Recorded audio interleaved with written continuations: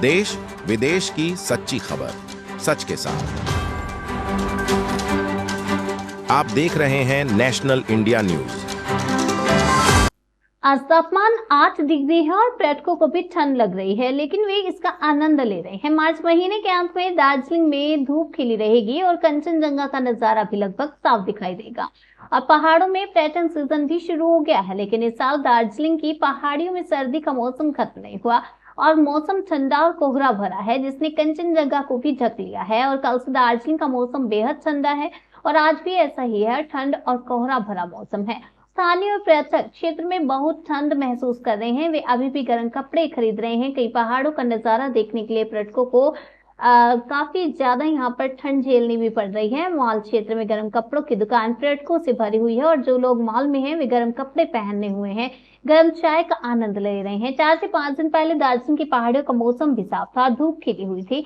लोगों ने गर्मियों के कपड़े पहनना शुरू कर दिए थे, लेकिन कल से फिर से गर्म कपड़े पहनने शुरू हो गए हैं।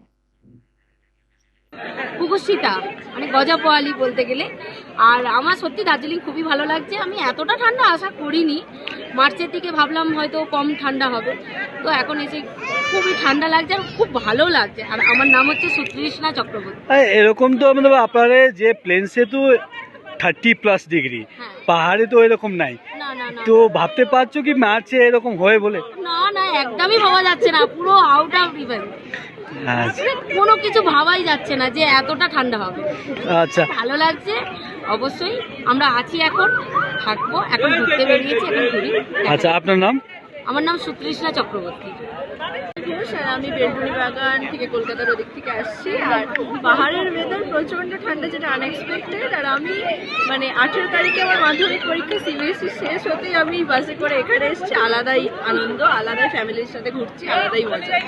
তো ঠান্ডা কিরকম? ঠান্ডা প্রচুর। আমি সেরকম অনুযায়ী সোয়েটারও আনিনি, কিচ্ছু আনিনি। প্রচুর ঠান্ডা, মানে আনএক্সপেক্টেড। ওয়েদার রিপোর্ট দেখে আগের দিনে এসেছি, এখানে এসে ঠান্ডা বেড়ে গেছে, এরকম একটা ব্যাপার।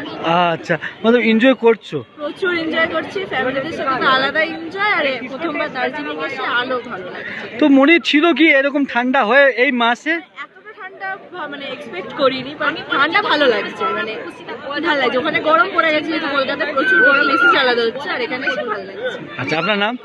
আমার নাম কৃত্তিকা ঘোষ।